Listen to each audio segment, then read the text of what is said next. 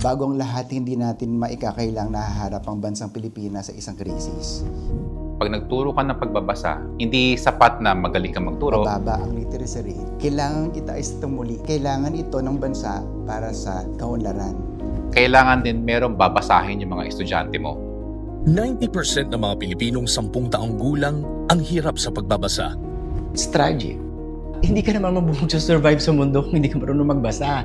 Isa siyang trahedya na kailangan solusyonan kaagad-agad. Kapag nagtuturo tayo sa mga bata na magbasa, meron talaga tayong explicit at systematic na pamamaraan. Hindi siya anything goes. Paano siya makakapagtrabaho kung hindi naman siya marunong magbasa? Paano kung hindi ka pa marunong magbasa? Para mag-survive ka sa mundo, kailangan mong magbasa. Napakahalaga ng tamang materyales para may babasahin yung bata. Nagturo ka magbasa, dapat may babasahing maayos. Ang lupit ng mundo. Hindi naman mag-a-adjust ang mundo para sa'yo eh.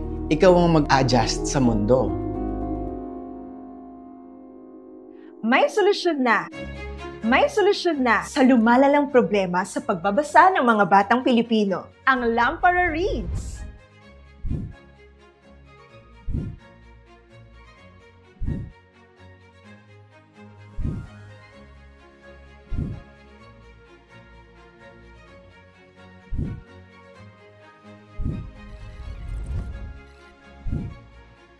Mula sa panulat ni Victor A. Villanueva at Daisy Jane Calado at aprobado ng Early Reading Teachers. Ang Lampara Reads ay decodable at leveled reading tools para sa sistematikong pagtuturo ng pagbabasa sa mga bata. Binubuo ito ng 2 sets ng 150 books. Isa sa Filipino, ang Magbasa Tayo, na sumusunod sa marungko approach.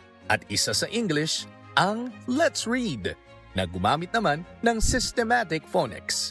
Bawat set ay may 5 levels, A to E, para sa sistematikong pagtuturo sa mga bata ng pagbabasa.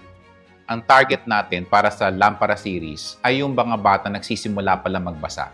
Sila yung mga batang nasa kinder, grade 1, grade 2. Para naman sa mga guro, inisip natin yung sulit na pag ginamit ni teacher to sa isang purpose, hindi lang siya malilimitahan doon sa original niya na fluency purpose, pero magagamit din niya ito for listening comprehension, reading comprehension, writing. Kasi pag nagturo ka ng pagbabasa, hindi sapat na magaling ka magturo, kailangan din merong babasahin yung mga estudyante mo. Pag tinitingnan mo yung mga pag-uusap tungkol sa ano ba yung kulang sa pagtuturo ng pagbabasa, pero napakahalaga ng tamang materyales para may babasahin yung bata. Nagturo ka magbasa, dapat may babasahing maayos. Yung love for reading talaga yung gusto nating i-develop. At yung ideya na hindi mahirap matuto magbasa.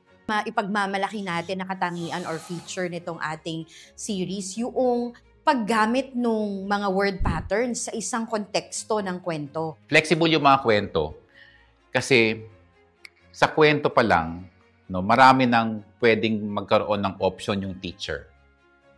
Binibigyan kasi natin ng karapatan yung mga teacher na iugnay siya doon sa kanilang ginagamit na material para meron silang power over it.